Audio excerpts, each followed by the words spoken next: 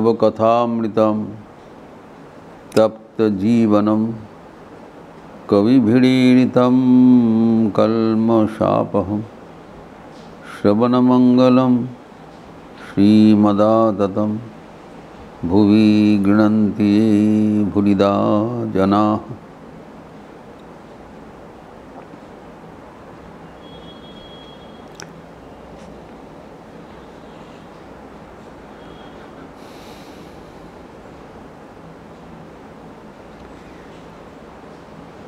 श्री रामकृष्ण के अपूर्व सत्प्रसंग भक्तगण के बीच जो चला था उसी का चर्चा हो रहा है।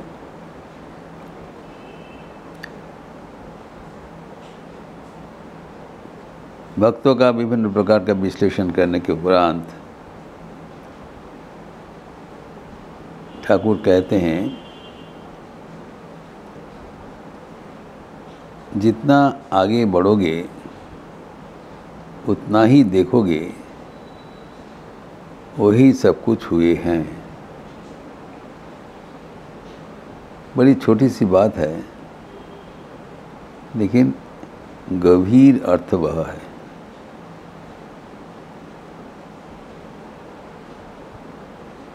एक छोटो वाक्य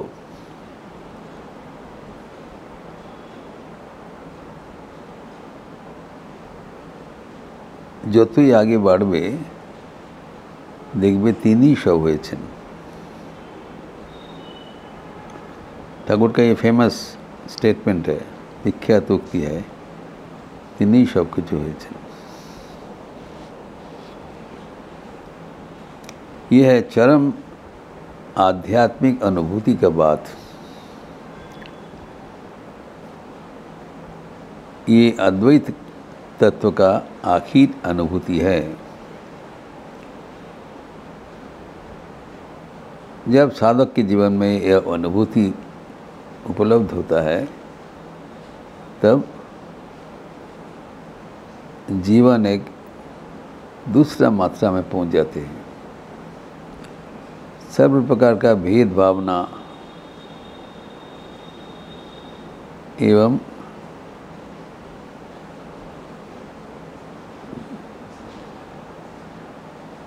विपरीत भावना का बराबर के लिए अपनीत हो जाते हैं। वही सब कुछ है। वेदांत में इसको महावाक्य कहलाता है, द फाइनल वर्ड। कई महावाक्य है, उसमें से एक है सर्वम खल्विदम ब्रह्म। सर्वम खलु इदम ब्रह्म, सर्वम खलविदम ब्रह्म, संधि करके किया है।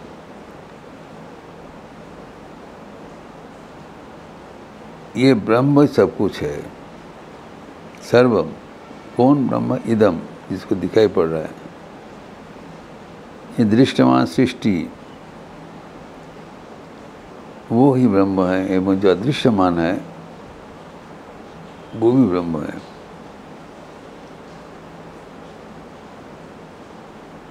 हमारी जो दृष्टि है, जो अनुभूति है, हम जिसको देखते हैं वो हमें विभिन्न प्रकार का दिखाई पड़ता है। लेकिन जो अनुभूतिवान ऋषि है वो कहते हैं ये असल में भगवान का ही विभिन्न रूप। Everything is divine.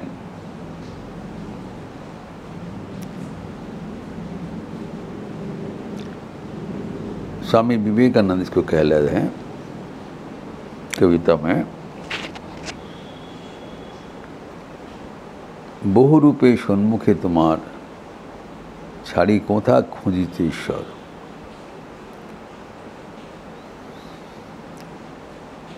জীবে প্রেম করে যেজন সেইজন সেবিছে ঈশ্বর।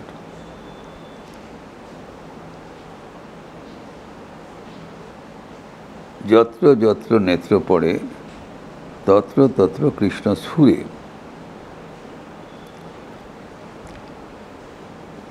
Krishna, the ultimate reality, he is present all over. लेकिन वो साधक के दर्शन के बाद ही वो अनावरित होते हैं, पहले नहीं दिखाई जाएगा, पहले विभिन्न दिखाई जाएगा। जब ईश्वर की अनुभूति होगा तब वो स्फुरित होगा। स्फुरे मतलब इसको प्रकाश होता है। God gets revealed to the realization of the perfect person, perfected soul। जब हमारा दृष्टि स्वच्छ हो जाता है, उसके पहले नहीं होगा। तो इसके लिए आगे बढ़ना की ज़रूरत है। ठाकुर कहते हैं इस अवस्था में नहीं होगा, लेकिन इस अवस्था में जो दिखाई पड़ रहा है वो अल्टीमेट ट्रूथ नहीं है। ट्रूथ बदलते रहते हैं। जैसे हम आगे बढ़ते हैं, हमारा जो conception of God goes on changing, एक रूप नहीं है। ठाकुर विभिन्न प्रकार से कहा है कि आगे बढ़ते चलो, आगे ऐसा कुछ मिलेगा जो अभी यहाँ पर पीछे नहीं मिला। आगे बढ़ के ही उसको देखना पड़ेगा। और ठाकुर अपना अनुभूति के बल पर कह रहे हैं वह है, वही सब कुछ हुए हैं। एक उदाहरण देके ठाकुर ने समझाया कि आज देखा सुबह में सब कुआशा, everything is covered with fog, और कुआशे में सब कुछ एक हुआ है। जैसे मोमेंट बागान, wax museum, everything is made of wax, लेकिन विभिन्न प्रकार का पुतला है, सब कुछ है, लेकिन एवरीथिंग वैक्स बिना वहाँ पर कुछ नहीं है। वैक्स का विभिन्न प्रकार का रंग है, साइज है, कलर है, but inside of everything is only wax, मोह है। तो ये जो कहा है कि ये वैक्स का जो भीतर में जो है वो सब कुछ मोम से ही बना हुआ है, मोम बिना कुछ नहीं है। लेकिन जो आकृति है वो अलग अलग है। इसी सबके भीतर एक ही परमात्मा विराजमान है, लेकिन वो हमारे दृष्टि में छुपा हुआ है। ये नहीं है परमात्मा निष्क्रिय है, परमात्मा कर्मरत है, लेकिन हमें दिखाई नहीं पड़ता है। उसको दिखना ही जीवन का लक्ष्य है, परमात्मा को प्रत्यक्ष करना ही जीवन में लक्ष्य है। तो ईश्वर की अनुभूति ही जीवन का लक्ष्य। ठाकुर कहते हैं ईश्वर दर्शन ही मनुष्य जीवन उद्देश्य। दर्शन बड़ा मार्मिक बात है। ठाकुर ईश्वर अनुभूति नहीं बोला, ईश्वर दर्शन। इस आंखों से ईश्वर को दर्शन करेंगे। कैसे करेंगे? ईश्वर रूप से दर्शन करेंगे। हम लोग तो दर्शन कर रहे हैं, लेकिन ईश्वर रूप से नहीं। कोई पापी रूप से दिखाई पड़ रहा है, कोई संत रूप से दिखाई पड़ रहा है, कोई मनुष्य रूप से दिखाई पड़ रहा है, कोई जानवर रूप से दिखाई पड़ रहा है। हमें तो दर्शन हो रहा है, लेकिन ईश्वर रूप से नहीं। तो ईश्वर रूप मतलब क्या है? वो एक ही चैतन्य का प्रकाश है, सच्चिदानंद, पवित्रता, ज्ञान, प्रेम एवं आनंद का प्रतिमूर्ति। ये प्रभाव चारों ओर कह रहा है। जैसे बताया ईशावास्यम इदम सर्वम, ईश्वर से सब कुछ ओत प्रोत है। ये चिंतन करने से मन कहाँ चला जाता है। चारों ओर ईश्वर का प्रभाव विराजमान है। हमारा भीतर बाहर सब कुछ ईश्वर है। जैसे पानी का जो हम अगर है पानी में तैर रहे हैं समुद्र से चारों ओर,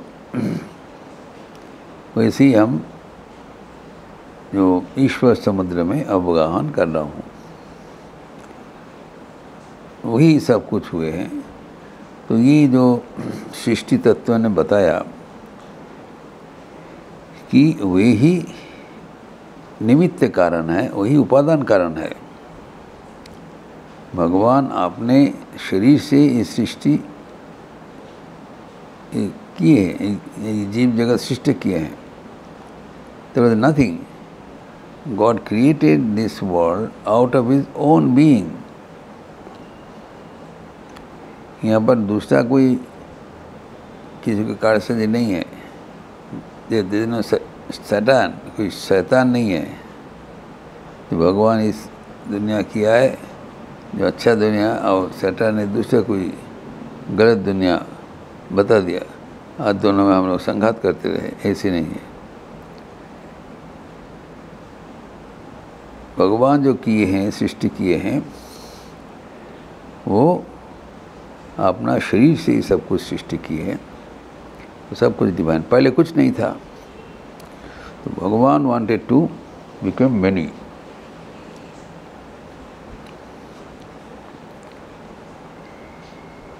एको अस्मि बहुत श्याम। अकेले रहने से लीला आस्वादन करना संभव नहीं है। तो अपना लीला आस्वादन करने के लिए, अपना आनंद वृद्धि के लिए ये जीव जगत सृष्टि किए हैं।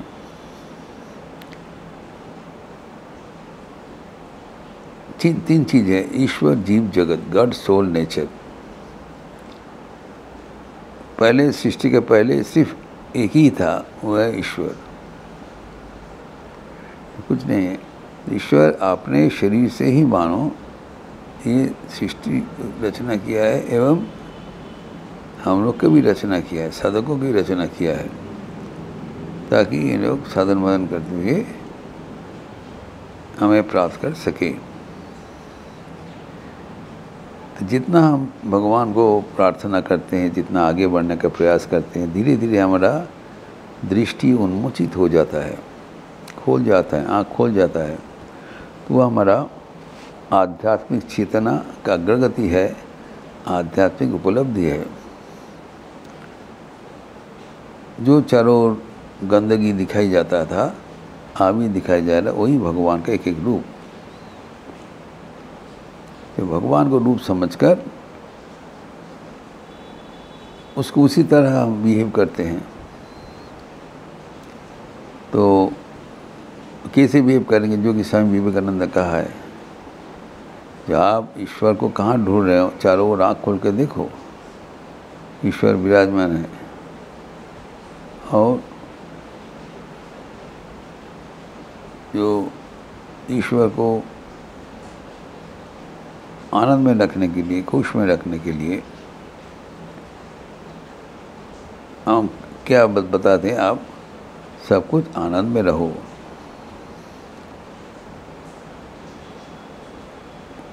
सब कुछ आनंद में रखने के लिए वो हम उनको सेवा करने चाहते हैं, तुष्टि करने चाहते हैं। जीवे प्रेम करे जी जोन से जोन से ईश्वर। ईश्वर को हमारा भक्ति निवेदन करते हुए, प्रेम निवेदन करते हुए, श्रद्धा निवेदन करते हुए, सेवा प्रदान करते हुए हम जो जीता जागता भगवान है उनको पूजा करते हैं, सेवा करते हैं। उनके आनंद में के लिए एवं मेरा आनंद के लिए भी, जो हमारे परम प्रेमास्पद है, वो जब सामने खड़े हो जाएंगे, हम क्या चाहेंगे, उनको आनंद प्रदान करने के लिए जो कुछ चाहे हम उसको करें। ये है सेवा योग का मूल तत्व, मूल उद्देश्य। जिस आशय से स्वामी विवेकानंद ये कर्मधारा प्रवर्तन किए हैं। जो रामकृष्ण मिशन का ये विराट कर्मधारा, ये कोई कर्म नहीं है, ये पूजा है, ये प्रेम निवेदन के निदर्शन है। हमारी भीतर जो छिपा हुआ शक्ति है, श्रद्धा है, वो हम अपने सामने विराजमान जो जीता जागता भगवान का स्वरूप है, उन्हीं को सुशृंखल रूप से हम बांटते हैं, पूजा करते हैं। ये जीवन का परम श्रेष्ठ कर्म है। कर्म ही उपासना का जो मूल तत्व इस पर आधारित है, इस दर्शन पर, इस दृष्टि पर, इस मनोभाव पर, जो कि ठाकुर कहते हैं ये एक आध्यात्मिक अनुभूति है। जितना आगे बढ़ोगे उतना ही देखोगे वही सब कुछ हुए हैं। इस प्रसंग को अगले दिन और भी विस्तृत करते हुए हम चर्चा करेंगे। ओम शांति शांति शांति। हरि ओम तत्सत। श्री राम कृष्णार्पणमस्तु। अच्छे रहिए, स्वस्थ रहिए, आनंद में रहिए। नमस्कार।